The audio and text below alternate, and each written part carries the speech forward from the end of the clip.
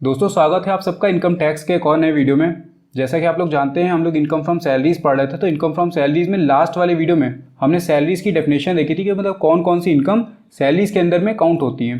ठीक है, और वहाँ पर मैंने आपसे एक स्ट्रक्चर भी डिस्कस किया था कि जिस तरीके से हम लोग ये जो पूरा सैलरीज का चैप्टर होता है इसको पढ़ने वाले हैं। तो अगर आपने पिछला वीडियो नहीं देखा तो लिंक मैंने डिस्क्रिप्शन में डाल दिया, वहाँ पर जाकर के पिछला वीडियो जो है वो भी आप देख सकते हैं। बात करें देखिए अगर इस वीडियो की, तो इसमें अभी हम लोग बात करने वाले हैं अलाउंसेस की। ठीक है, और ये जो वीडियो होगा ये पार्ट 1 होगा अलाउंसेस का, जिसमें हम लोग डिस्कस करेंगे फुली टैक्सेबल अलाउंस और फुली एग्जेम्प्टेड अलाउंस। ठीक है, तो चलिए फिर स्टार्ट करते हैं। अब देखिए ये वाला जो स्ट्रक्चर था ये मैंने आपसे लास्ट वाली वीडियो में डिस्कस किया था। मैंने आपको ये बताया था कि जो सैलरीज का चैप्टर होगा इसको हम लोग दो पार्ट्स में कवर करेंगे, एक होगा बिफोर रिटायरमेंट और एक होगा आफ्टर रिटायरमेंट। अब यहाँ पर जो लाइट ब्लू कलर में आप देख रहे हैं ये वो टॉपिक है जो हम लोग अभी इस वीडियो में कवर करने वाले हैं। और ये जो ग्रीन में है, ग्रीन में आपको ये जो बेसिक सैलरी दिख रहा है ये हम लोग ऑलरेडी कवर कर चुके हैं। अब देखिए बेसिक सैलरी को मैंने इसलिए ग्रीन में किया क्योंकि इसकी सी मीनिंग होती है, इसका कोई अलग से ऐसा कुछ वो नहीं होता। ये हर महीने जो आपको फिक्स एक अमाउंट बेसिक सैलरी मिल रही है वही होती है, तो इसको डिस्कस करने का कोई मतलब नहीं है। हम लोग यहाँ पर बात करेंगे अलाउंसेस की। ठीक है, और अलाउंसेस में हम लोग अभी बात करने वाले हैं फुली टैक्सेबल अलाउंस और फुली एग्जेम्प्टेड अलाउंस। अब देखिए यहाँ पर पर्पस ये है इनको पढ़ने का है, सारे अलाउंसेस परक्यूजिट इन सबको पढ़ने का ये पर्पस है कि हम लोग यहाँ पर जो भी जैसे अलाउंसेस में कौन कौन से अलाउंसेस टैक्सेबल होंगे, या फिर अगर कोई अलाउंसेस पूरे टैक्सेबल नहीं तो उनका जो पार्ट टैक्सेबल है वो आप निकालना सीखेंगे यहाँ पर। क्यों? क्योंकि आपको अल्टीमेटली क्या करना है, अपनी टैक्सेबल सैलरी निकालनी है। तो जितना भी पार्ट अलाउंसेस का, परक्यूजिट का, प्रोविडेंट फंड का, इन सब का टैक्सेबल हो जाता है वो आप ऐड करते जाते हैं अपनी टैक्सेबल सैलरी को कैलकुलेट करने के लिए। तो यहाँ पर अभी हम लोग बात करेंगे फुली टैक्सेबल और फुली एग्जेम्प्टेड अलाउंस की। इसके बाद नेक्स्ट वीडियो से हम लोग स्टार्ट करेंगे allowances exempt up to specified limit, यानी कि पार्शियली एग्जेम्प्टेड अलाउंस जो होंगे उनकी बात हम लोग करेंगे। उसी में एचआरए और जो अदर अलाउंसेस आते हैं वो सब पढ़ेंगे। ठीक है, तो चलिए फिर स्टार्ट करते हैं।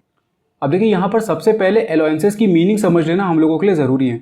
अलाउंसेस की मीनिंग देखिए सिंपली क्या होती है, it is a cash payment made by the employer to his employees monthly other than salary is called allowance. It is a fixed sum of money paid regularly in addition to salary for the purpose of meeting some particular requirements connected with the services rendered by an employee. अब allowances का मतलब यहाँ पे क्या बोल रहे हैं, it is a cash payment.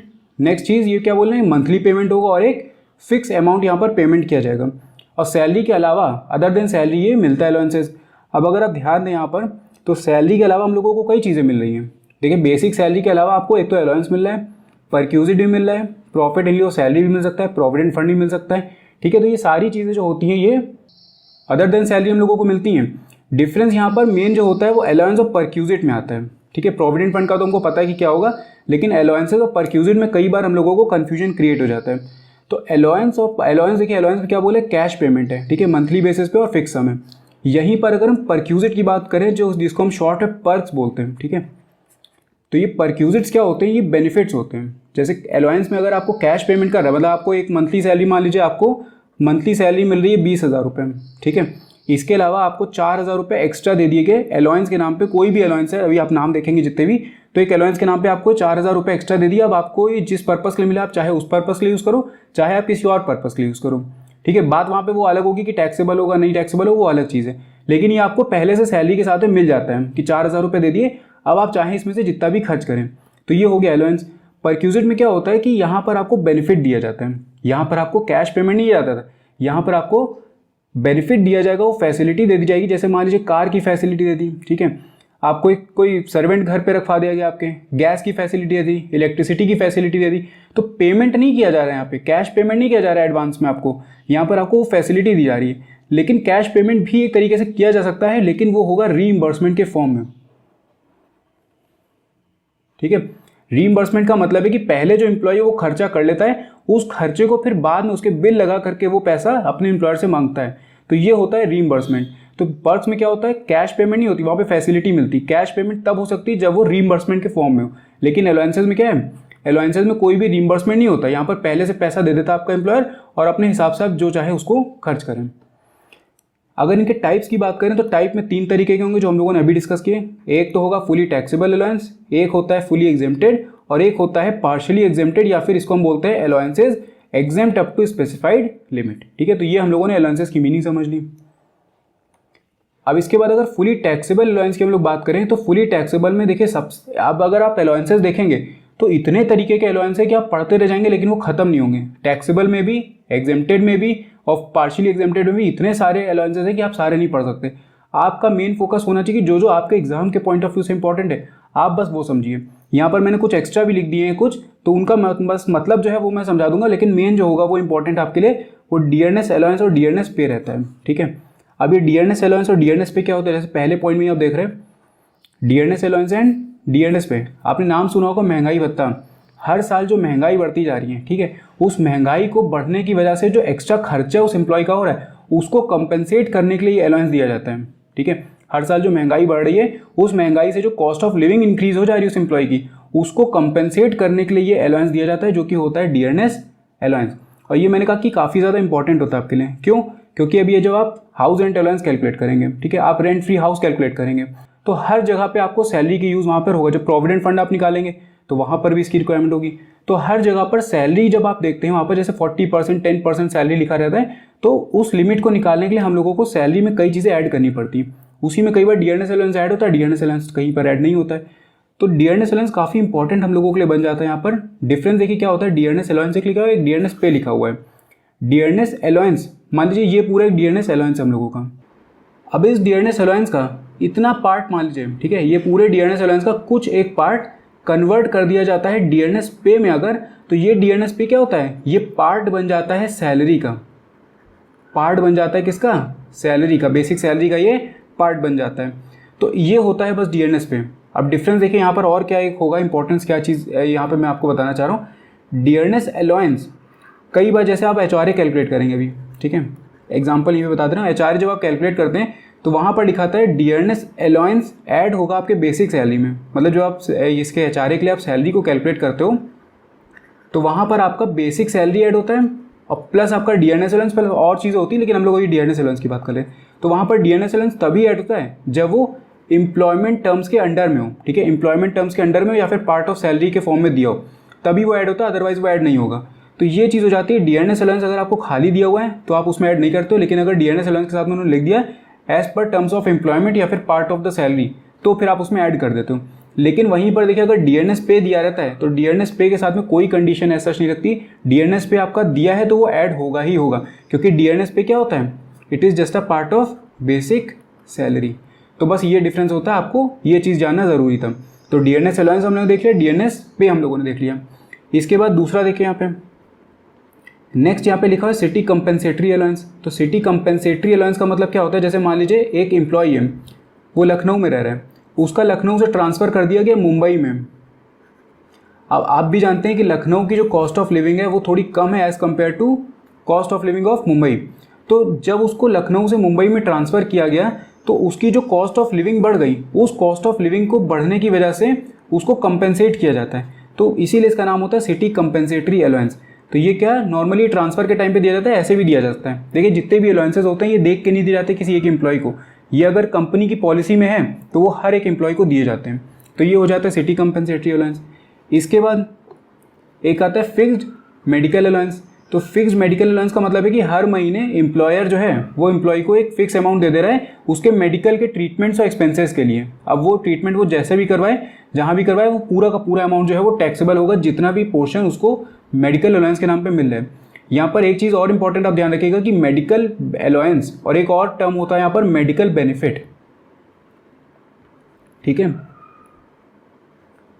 Medical benefits. तो मेडिकल अलाउंस जो होता है, फिक्स्ड मेडिकल अलाउंस, ये तो टैक्सेबल होता है पूरा का पूरा, लेकिन फिक्स्ड मेडिकल बेनिफिट्स जो होते हैं ये आपके आते हैं परक्यूजिट्स के अंदर में। ठीक है, और ये जो होते हैं ये एग्जेम्प्ट भी होते हैं और कुछ पोर्शन इनका टैक्सेबल भी होता है। मतलब आप उसमें जब हम लोग मेडिकल बेनिफिट डिस्कस करेंगे तो वहाँ पर मैं आपको डिटेल में बताऊंगा। आप यहाँ पर बस ये ध्यान रखिए कि मेडिकल अलाउंस जो होगा वो अलाउंसेस के अंदर में आएगा और फिक्स्ड मेडिकल बेनिफिट फिक्स नहीं होंगे, सॉरी मेडिकल बेनिफिट। तो जो मेडिकल बेनिफिट्स होते हैं ये परक्यूजिट के अंदर में काउंट होते हैं। यहाँ पर एम्प्लॉयर का हॉस्पिटल होगा तो उसमें ट्रीटमेंट करवा सकता है एम्प्लॉय, या फिर रीइंबर्समेंट करवा सकता है। तो इस तरीके के बेनिफिट यहाँ पर मेडिकल बेनिफिट्स के अंदर में मिलते हैं। तो ये हो गया मेडिकल अलाउंस और मेडिकल बेनिफिट। इसके बाद कुछ अदर अलाउंसेस भी रहते हैं, जैसे टिफ़िन अलाउंस हो गया, टिफ़िन के लिए एक अलाउंस दे दिया गया, ये हो जाता है टिफ़िन अलाउंस। इसके बाद आता है नॉन प्रैक्टिसिंग अलाउंस। आप देखते हैं जो गवर्नमेंट हॉस्पिटल में जो डॉक्टर्स होते हैं, ठीक है, जितने भी गवर्नमेंट डॉक्टर्स होते हैं, इनको प्राइवेट प्रैक्टिस से बैन कर दिया जाता है। तो जब गवर्नमेंट इनको प्राइवेट प्रैक्टिस से बैन कर रही है तो सीधी सी बात है कि कुछ कंपनसेशन भी तो देगी इनको, तो इसीलिए इनको दे दिया जाता है नॉन प्रैक्टिसिंग अलाउंस, क्योंकि ये प्राइवेट प्रैक्टिस से बैन किए गए हैं तो इसीलिए इनको नॉन प्रैक्टिस अलाउंस दिया जाता है। इसके बाद देखा आता है हिल अलाउंस। तो अगर ऐसी जगह पे पोस्टिंग आपकी जैसे हिली एरिया में पोस्टिंग अगर है, ठीक है, तो वहाँ पर आपको हिल अलाउंस दिया जाता है। अब हिल अलाउंस में ध्यान रखने वाली बात ये होगी कि जब हाइट, ठीक है, जिस हिल पे आपको पोस्ट किया गया है उस हिल की हाइट अगर अबव सी लेवल 1000 मीटर से कम है, ठीक है, यहाँ 1000 मीटर से अगर कम है तो वो पूरा का पूरा टैक्सेबल होगा। मतलब ऐसी जगह पे आपको पोस्ट किया गया, ऐसे हिल पे पोस्ट किया गया है जिसकी हाइट सी लेवल से 1000 मीटर से कम है, तो फिर वो पूरा का पूरा टैक्सेबल हो जाएगा। लेकिन अगर उससे ज़्यादा होती है तो कुछ पोर्शन एग्जेम्प्ट भी हो जाता है, तो ये हम लोग पार्शियली एग्जेम्प्टेड की जब बात करेंगे तो वहाँ पे मैं आपको बताऊँगा। तो ये हो जाता है हिल अलाउंस। इसके बाद जो हॉस्टल के वार्डन होते हैं उनको वार्डन अलाउंस मिलता है। जो यूनिवर्सिटी के प्रॉक्टर होते हैं, जो डिसिप्लिन मेंटेन करने का काम कर रहे होते हैं, उनको प्रॉक्टर अलाउंस मिल जाता है। इसके बाद एक आता है डेपुटेशन अलाउंस। डेपुटेशन का मतलब ये होता है कि जैसे मान लीजिए अभी मैंने आपको एक ट्रांसफर वाला एग्जांपल दिया था, उसी तरीके का सपोज ये है, यहाँ पर क्या हो रहा है कि एम्प्लॉय नॉर्मली इस जगह पे पोस्टेड है, ये उसकी परमानेंट पोस्ट है। एम्प्लॉय को कई बार दूसरी जगह पे भेजा जाता है, ठीक है, दूसरे ऑफिसेज में, सिटीज़ में, ये सब में भेजा जाता है डेपुटेशन पे, ठीक है, मतलब परमानेंटली तो यहाँ पोस्टेड है लेकिन इसको काम देखने के लिए कई बार यहाँ पर दूसरे ऑफिसेज में भी भेजा जाता है, इसको बोला जाता है डेपुटेशन। तो जब इसको भेजा जाएगा तो इसको डेपुटेशन अलाउंस दिया जाएगा। इसके बाद सर्वेंट रखने के लिए अलाउंस मिल जाता है, ओवर टाइम के लिए अलाउंस मिलता है, और अदर भी कुछ ऐसे जो अलाउंसेज है वो आ जाते हैं। तो इतने सारे अलाउंसेज आप याद नहीं कर सकते सबको, ये जितने मैंने आपको बताया इनके आप बस नाम याद रख लीजिए, और मेन आपको बस ध्यान रखना है डियरनेस अलाउंस एंड डियरनेस पे। तो डियरनेस अलाउंस और डियरनेस पे इनको बस आपको याद रखना है, बाकी इतने ज़्यादा इंपॉर्टेंट आपके लिए नहीं है। इसके बाद देखिए अगर फुली एग्जेम्प्टेड अलाउंसेस की हम लोग बात करें तो इसमें बहुत सिंपल से 4 अलाउंसेस आते हैं। एक हो जाता है फॉरेन अलाउंस। फॉरेन अलाउंस में ध्यान रखने वाली बात आपके लिए ये होगी कि जो इंडियन सिटीजन है और साथ में गवर्नमेंट एम्प्लॉयज़ हैं उनको जब फॉरेन में भेजा जाता है काम करने के लिए, ठीक है, गवर्नमेंट एम्प्लॉयज़ और वो इंडियन सिटीजन, इनको जब फॉरेन में भेजा जाता है काम करने के लिए तो वहाँ पर इनको जो गवर्नमेंट होती है, हमारी इंडियन गवर्नमेंट जो है वो इनको फॉरेन अलाउंस पे करती है। अब वो फॉरेन अलाउंस कई खर्चों के लिए वो यूज़ कर सकते हैं, चिल्ड्रन की एजुकेशन हो गई, ठीक है, उसके हाउस रेंट के लिए हो गया, कोई भी तरीके का उनका खर्चा हो सकता है, अलग अलग नाम से भी दिए जा सकते हैं ये, ठीक है। फॉरेन अलाउंस एक अम्ब्रेला अलाउंस की तरह है, मान लीजिए इसके अंदर कई अलाउंसेज आते हैं, ठीक है, इसके अंदर हाउस रेंट का भी आ जाएगा, मान लीजिए चिल्ड्रन एजुकेशन आ गया, और भी कई तरीके के अलाउंसेज आ गए। तो जब उनको फॉरेन में दिया जा रहा है तो वो फॉरेन अलाउंस के नाम से एक कंबाइन हमने कर दिया, तो ये पूरा का पूरा एग्जेम्प्ट हो जाएगा। लेकिन एक चीज़ का और ध्यान रखिएगा, यहाँ पर अगर नॉन गवर्नमेंट एम्प्लॉयज है या फिर अगर वो इंडियन सिटीजन नहीं है तो फिर ये एग्जेम्प्ट नहीं होंगे। इसके बाद एक आता है sanctuary allowance to high court and supreme court जजेस। अब देखिए जितने भी हाई रैंक ऑफिशियल्स होते हैं, जैसे मान लीजिए प्राइम मिनिस्टर है, ठीक है, उसके बाद एमपीज़ हो गए, एमएलएज हो गए, या फिर कोई गवर्नमेंट डिपार्टमेंट के कोई बड़े अधिकारी हो गए, ठीक है, ऑफिशियल हो गए, तो इनसे जब कोई मिलने जाता है तो ये लोग क्या करते हैं, चाय नाश्ता उसको करवाते हैं, उसका एंटरटेनमेंट करते हैं। अब एंटरटेनमेंट का मतलब ये नहीं कि पूरा वहाँ पे एकदम नाच गाना शुरू करवा देंगे, लेकिन एंटरटेनमेंट का मतलब ये है कि चाय नाश्ता करवा दिया, ठीक है, कुछ और उनको खिला पिला दी, कोल्ड ड्रिंक पिला दी, तो इन सब में उनका खर्चा होता है, तो उस खर्चे को कंपेंसेट करने के लिए दिया जाता है सैंक्चुरी अलाउंस। और ये भी कई डिपार्टमेंट में, अलग अलग डिपार्टमेंट, जैसे डिफेंस में अलग मिलता है, जुडिशरी में अलग मिलता है, एग्जीक्यूटिव में अलग मिलता है। तो आप बस इस चीज़ का ध्यान रखिए कि sanctuary allowance to high court and supreme court जजेस जो होगा वो फुली एग्जेम्प्टेड होगा, बाकी डिटेल में आपको जाने की यहाँ पर जरूरत नहीं है। इसके बाद एक आता है अलाउंसेस फ्रॉम यूएनओ।